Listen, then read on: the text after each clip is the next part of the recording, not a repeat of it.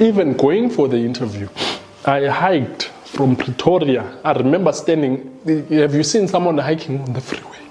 Wearing my dirty suit. I didn't have any other clothes.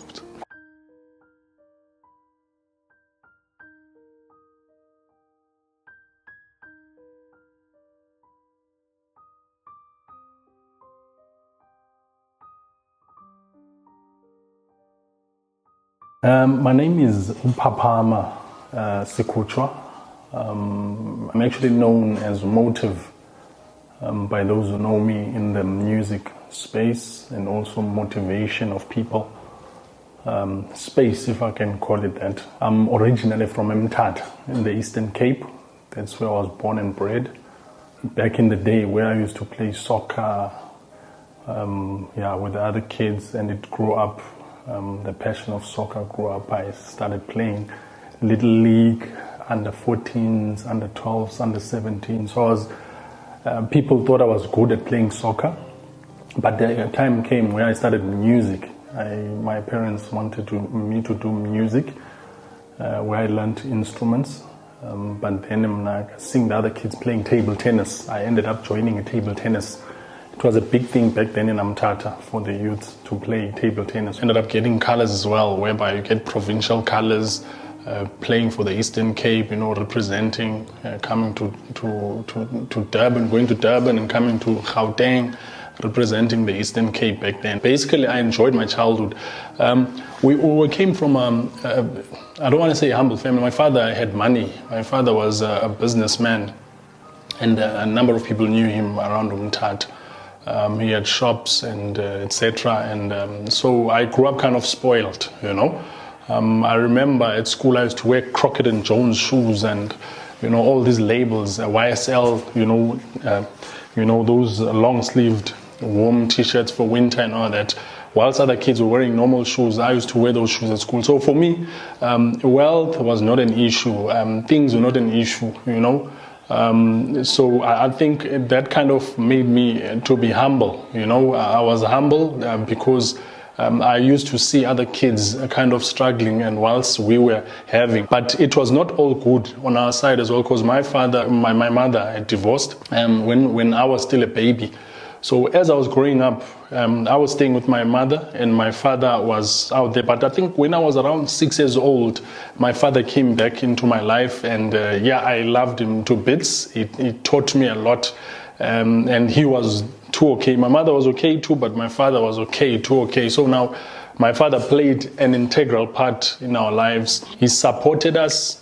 He was there even university. When I go to university, he paid for everything. So I respected my father. He passed on in 2009. May his soul continue to rest in peace. So he gave us a very good upbringing with my mother as well, So life went on like normal at home. We're about 14 children, more or less, in our household. Like my mother actually brought us up, me and my cousins. The sisters of my mother, our aunties, the kids were staying with us at our home at Greenville. There's a place called Greenville back then in Mthatha. I think it's still there. So we basically grew up there. So it was quite a number of us. So as you can imagine, when you grow up being when you're a lot, your food and everything, you get certain portions all of that. But thanks to my mother was a hard worker. She was a nurse. She worked in a petrol station. When she was studying to become a lawyer, she ended up becoming a lawyer from kind of humble beginnings. And she ended up, getting things together whilst my father was away. And then my father came into the picture, helping us out until we go to university. My father was there. He paid. We stayed in Durban. So now basically, I grew up in Durban because when I went to university, I started at Durban. I think that's where now later on in my life I got the influence of music and other stuff. There was a time in Mthatha where I have to share this one a little bit because I think it influenced my life. I was a Mr. Mthatha back in the day. So a lot of people who know me from back then in Mthatha, others call me Mr. Mthatha because I entered a pageant because I was forced at school. Not forced, but other kids. There was a Mr. Mthatha agents that came to our schools in Mthatha when I was still in high school.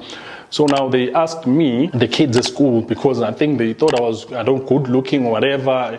they said, why don't I represent the school? So it was two of us from our school that entered the thing, and okay, I ended up winning.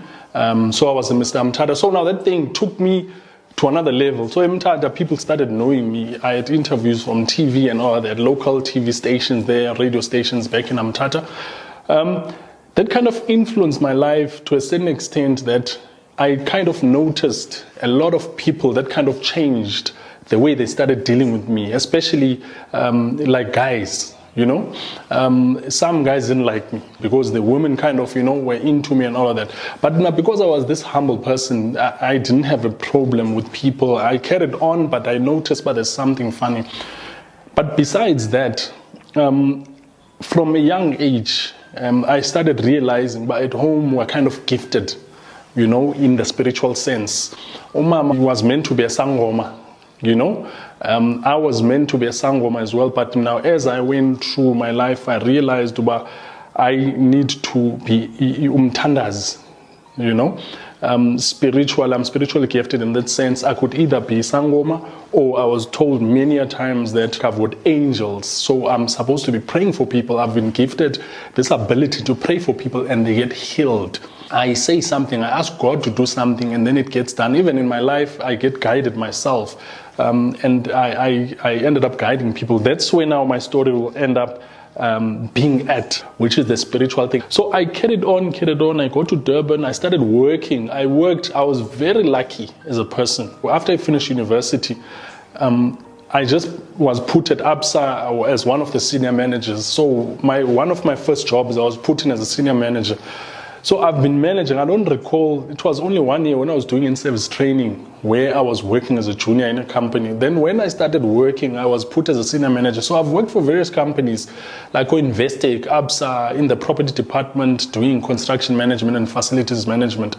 Investec in Grayston Centre, Cape Town, I was the regional manager at Nedbank. FNB, First Rand, I was one of the young managers. I was also put in as a regional manager in senior management. So throughout my life, it was like my things were easy. At a young age, my mother gave me a car, and so my thing, people would be watching this, and for me, I understood that there's something that's actually giving me these things. There's something that's protecting me. There's something that's guiding me. But I didn't know when I was younger what it is. And people who worked for the other kingdom, they saw all these things, and I was told by some Indian guy as I was growing up, I've got this star that actually shines on my forehead, that people who work for the other kingdom see it, and it's the luck that I have. When you are born ombet. It means that you are covered with this thing, and then it gets removed. Now you are this special person in life. You're going to be special in a certain sense. I worked senior management. All of a sudden, things were tough for me, Things started changing for me, In 2011, we went to Zion, the Zion Church. That's where my thing really started. In 2011, my mother and I went to a Val. From the Eastern Cape, we drove all the way. We were in a church as a Zion, whereby we were baptized, put into water in a river called the River Jordan, Sebukeng. So they kind of now were releasing me to kind of work using the gift that I have. After that, now I started motivating people. Something in me now started working. I could kind of see glimpses of the issues that people had in their lives and what they need to do. But now it was just glimpses. This thing was starting to be removed in terms of this thing that was blocking my abilities to work for the kingdom of God, right? And then in 2011, my situation, things started going tough for me. So this thing carried on. My struggles became worse and worse and worse. From regional manager, from top management in companies or FNP, etc., I went to the dust. I got to a point whereby I saw myself begging for money on the street. Things became so bad. I had what I thought was, whenever I get to this story, I feel like shedding a tear, but I believe I'm a strong person, and I'm gifted to actually inspire the people to be strong, I've seen challenges. I got to a point where I felt like I'm hungry. I had no money. I was staying in a room in Pretoria, in the place called Sunnyside. And people who know Sunnyside, they know that's where people start up when they're in Pretoria. It's not easy. A lot of people are struggling in that area. So I was renting a room. I couldn't even afford the little rent that they were asking for. And then I carried on. I pushed, knowing that, you know what, I've got this ability of changing my situation. You know, I remember struggling before, but God came through for me, you know, changed me from nothing to taking myself. This time, it got to a point whereby I ended up on a Friday. I remember it was a Friday evening, 30th. It was a month end. I think it was April. I stood on a tarmac in front of a BP station. I stood there around 5:30, going to 6. It was starting to be dark. And I was trying to sell things that I was given by a friend. This other friend of mine, because he saw my struggles, he gave me tins of this shampoo that cleans shoes. He had a box that he gave me of about 24. So I kept on trying to sell those things. And things were just so tough that I couldn't sell jack. All right? Kept on going to the street, standing by a chicken lick in there, putting this thing, wearing a suit. For some reason, I always had this suit here in Mashile that I kept on wearing, you know, keeping my dignity. That's the same suit. As I'm hungry, have no food, calling my family. I'm sorry to say, family, I think we need to help one another.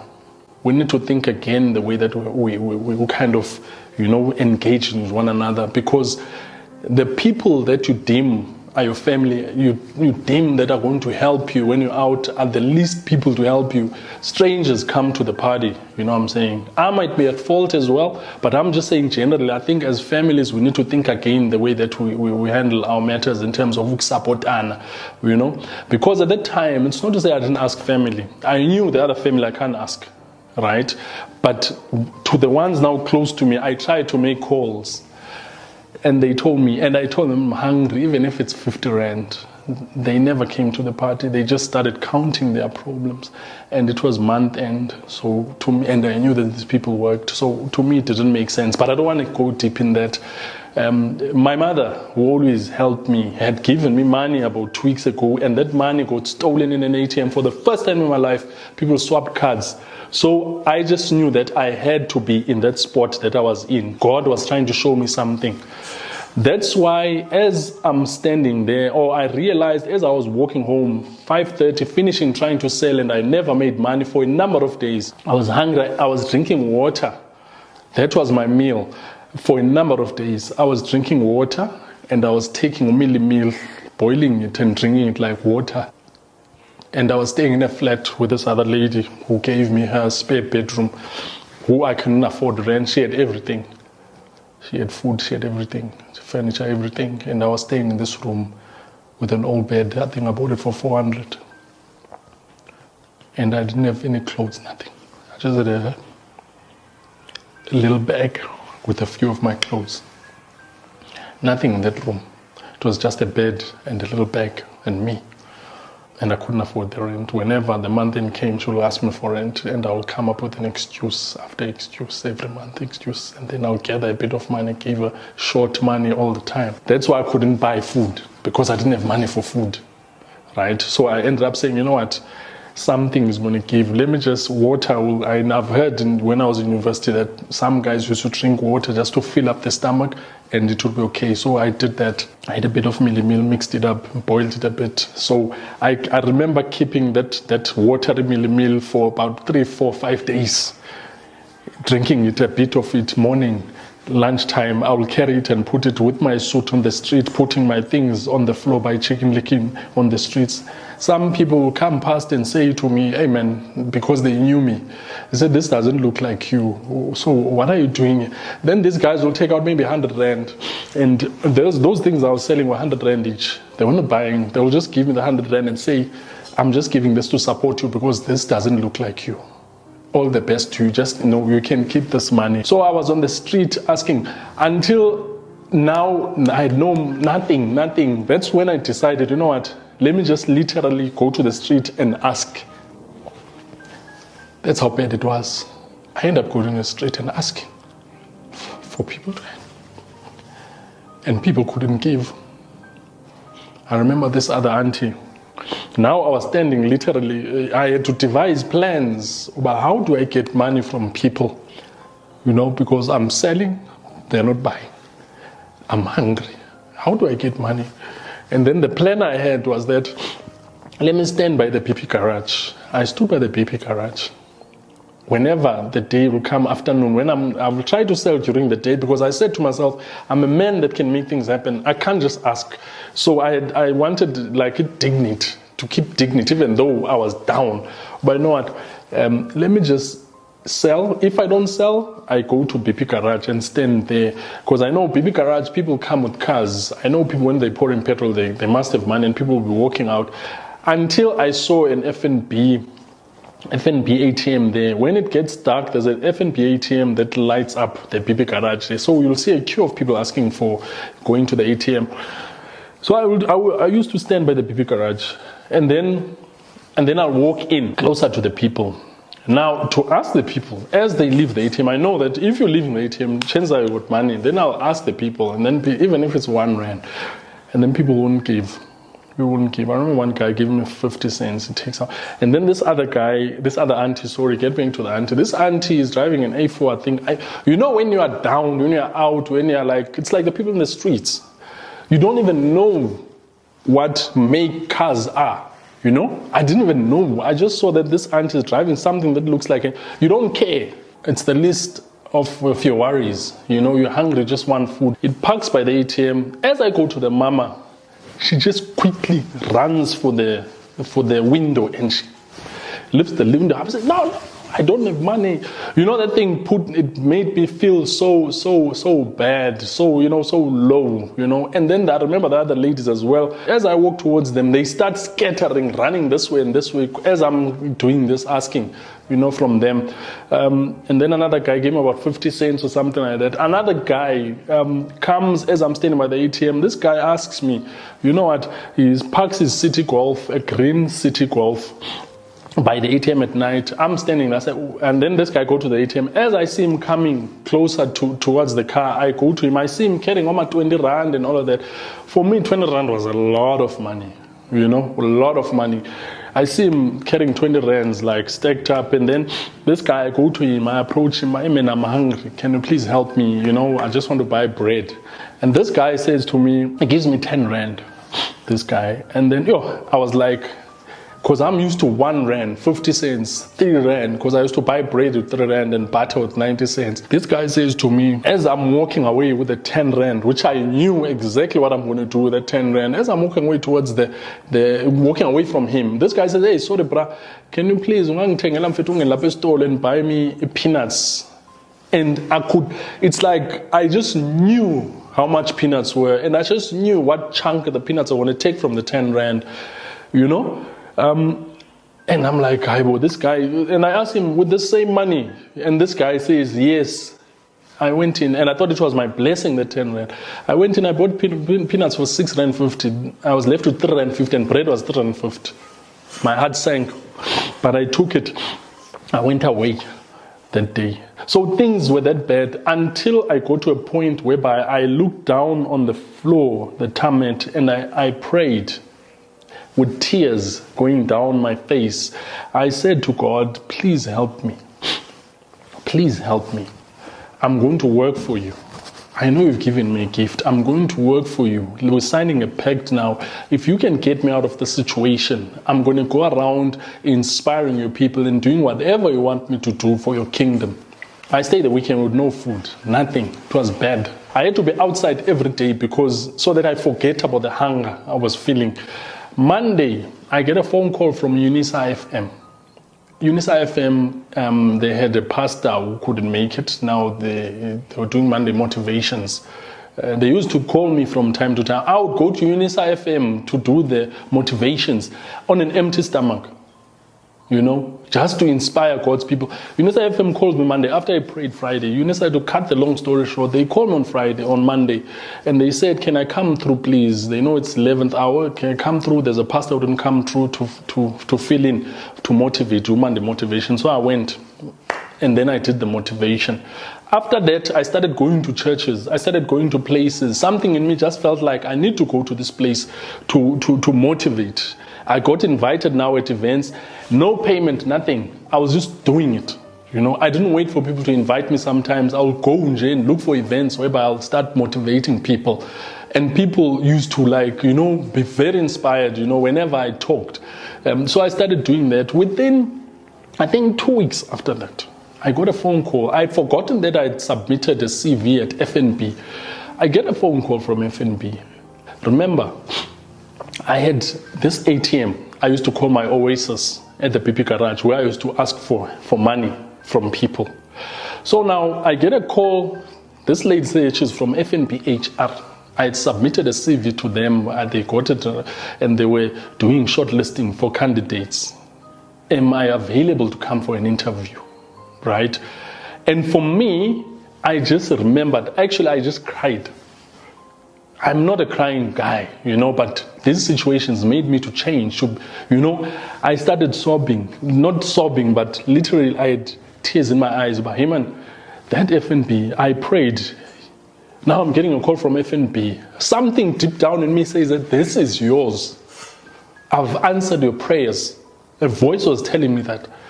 And then all of a sudden, I go for the interview. Within a few weeks, they call me again. This lady says, "Are you ready for the good news? For this news?" I said, "What news?" I said, "No, I'm phoning from FNB. Remember, I came for an interview. We appointed you. We want you to become the regional manager. We want you to become a regional manager for FNB in KZN. We're going to oversee KZN region for FNB. We're going to book your hotel there." And I kept on coming with excuses that, hey, I've been out of the facilities management space for a while, so I'm a bit rusty.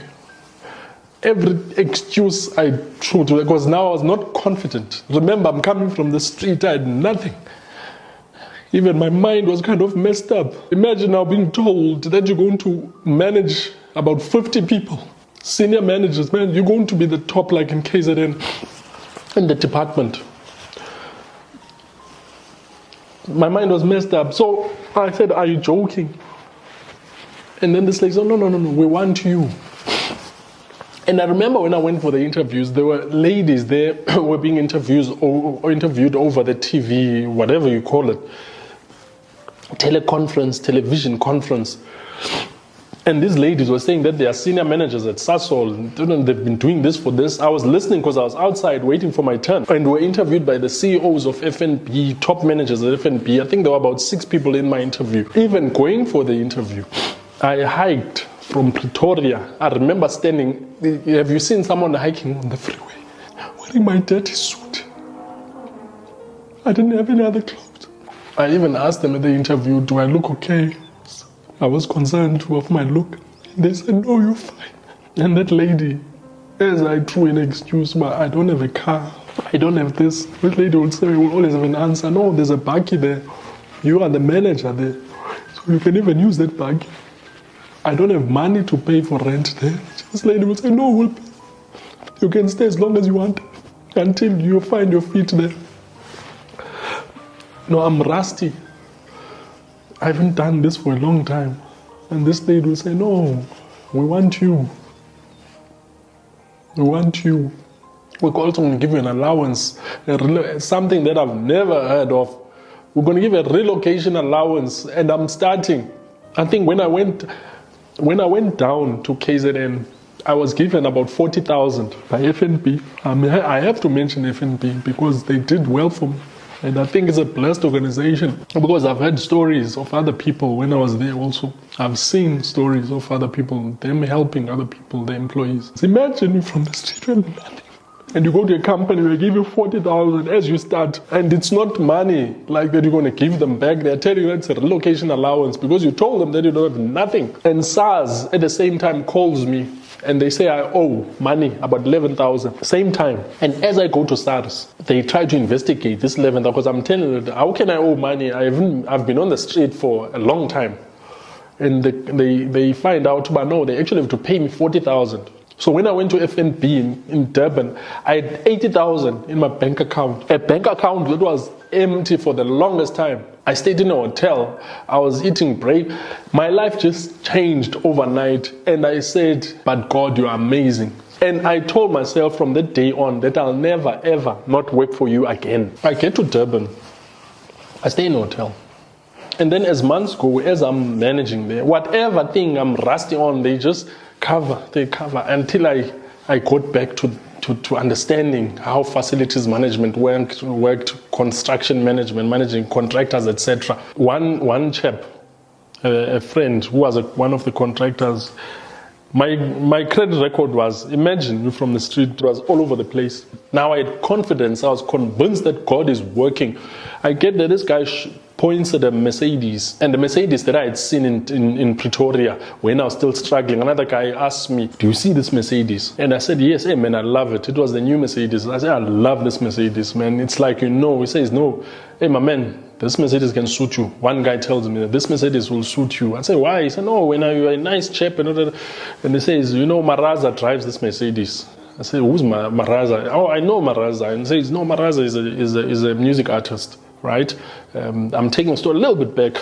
As a music artist. Okay. At that time, I was not rapping. I was not doing nothing. I was not singing. I used to sing a little bit for a church choir, for ABSA. When I was still working at ABSA, I sang a little bit in ABSA. And it was like God was training me, because now I saw it later on in my life. But God was training me there, because now I can sing. But this guy points at this car. It's a white Mercedes. Now time went on. I'm in Durban.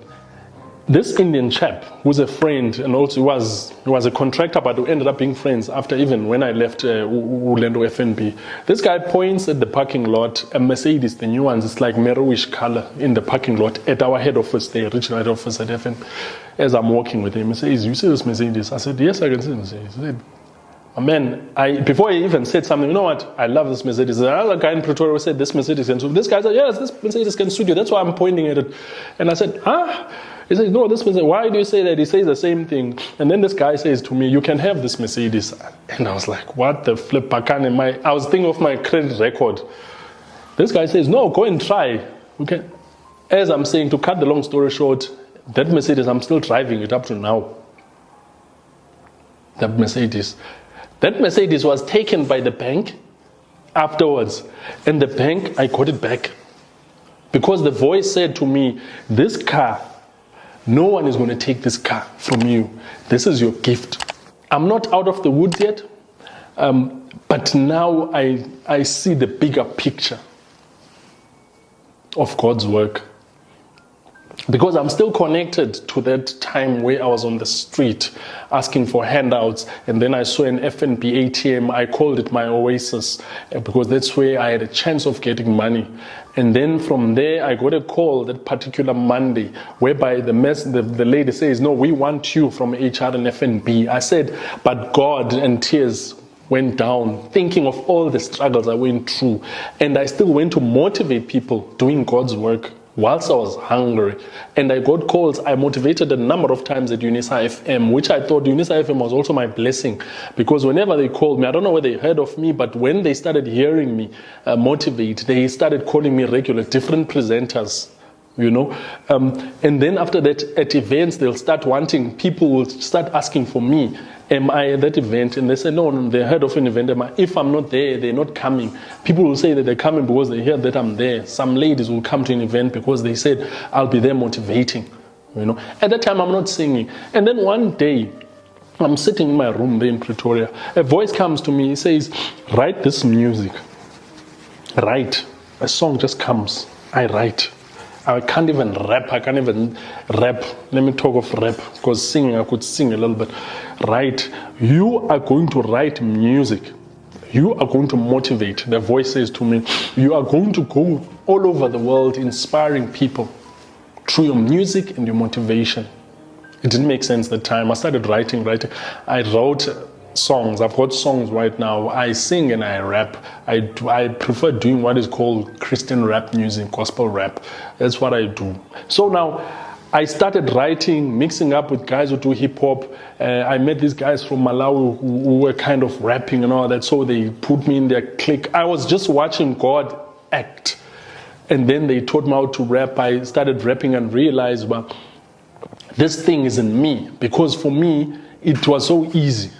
It was so easy. So I carried on with it. I carried on whilst working. I'm always a person for business. So I'm always trying, because I took it from my father. I was groomed by my father. Always trying this, trying that, rapping, motivating people, went to a few churches and all that.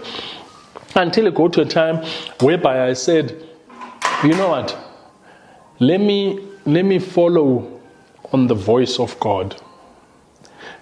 Because for many years, he's been saying, I must follow my calling, but the right time is coming. He's going to take me to another level. The right time is coming. He's going to connect me to people who are going to take me out and show the world that he's got something in me that is going to help change other people's lives through motivation, through music, and through, you know what I'm saying, the things I do now. And the business, I'm told, no, when a property, you got to sell real estate. That's what I'm in now. You know what I'm saying? You got to sell real estate, because there you're going to, we're giving you this. I'm in real estate. I'm also in wellness. We've got products, that other products I do, I pay for them. We put them in pharmacies. I've got a number of pharmacies that I'm providing. I'm far from where I need to be, because God is still working on my story. But because he took me from being a nobody to being someone, I'm not a somebody yet, I'm just someone. Now I've got the confidence to carry on and shout and say, God is good, God is able. If God could change my story, he can easily change your story. You can get hold of me, and then we can see if we can come through my manager, Upindile Nzama. You can WhatsApp kule number 064 522 5658. Send WhatsApp, and then Upindile will certainly get back to you. Also, you also get me ku social media. Uyakwazi ungithola na ku YouTube, Phaphama Motivv Sikutshwa. Motivv, it's Motivv. Even my playlist, Motivv, playlist 1 and 2. My name is Phaphama Motivv Sikutshwa, and I have been through the most.